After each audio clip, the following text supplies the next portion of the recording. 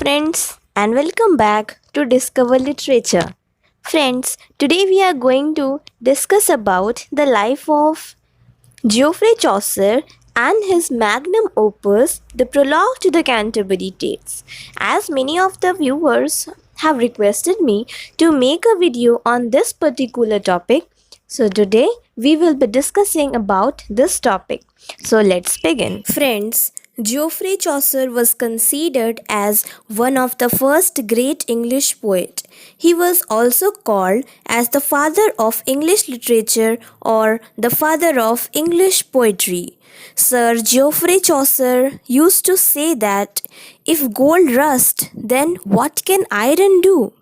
So, Geoffrey Chaucer was born in early 1340s into a prosperous family of wine merchants in Thames Street, London. Friends, Chaucer's family used to have a very good connection with the court. Chaucer is believed to have attended the St. Paul's Cathedral School, but soon, at a very young age, he became a public servant. And then he was sent to fight in the Hundred Years' War, and there he was captured. But the king himself contributed to Chaucer's ransom, and this proves that he had a very good connection with the court. Chaucer belongs to the medieval era, and the time period till which Chaucer was alive was named after Chaucer, and that is known as Age of Chaucer. It is because of the enormous contribution of Chaucer in the field of English literature. So, the age of Chaucer was a great age of transition, a transformation of the modern time, and it was also a great age of enlightenment and also prosperity. Chaucer's literary career spans for almost 50 years and is categorized into three distinct phases. He saw the reign of three English kings.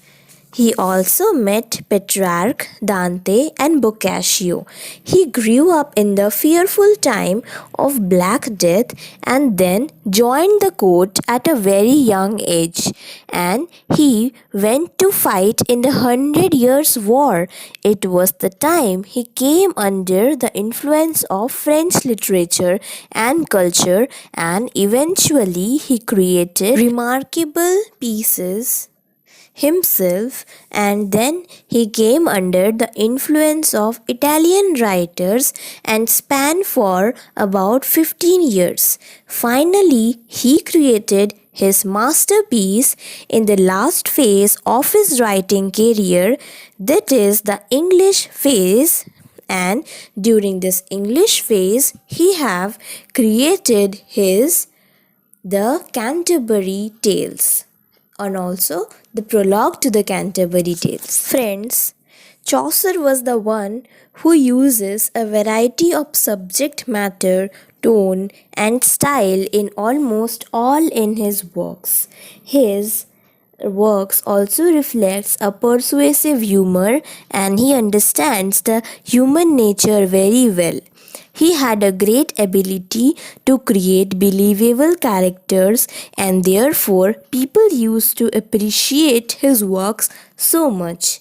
And now we are going to discuss about some of the important works written by Geoffrey Chaucer. So the first one is the Book of Duchess.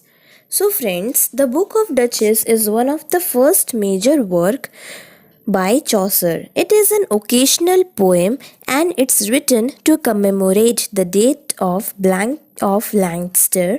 The theme of this poem were love, loss, and consolation. Now next one is Troilus and Cresside. So it is an epic poem by Chaucer which tells a tragic story of two lovers, Troilus and Cresside. It is written in rhyme royal in Middle English, and it is also one of the finest work of Chaucer.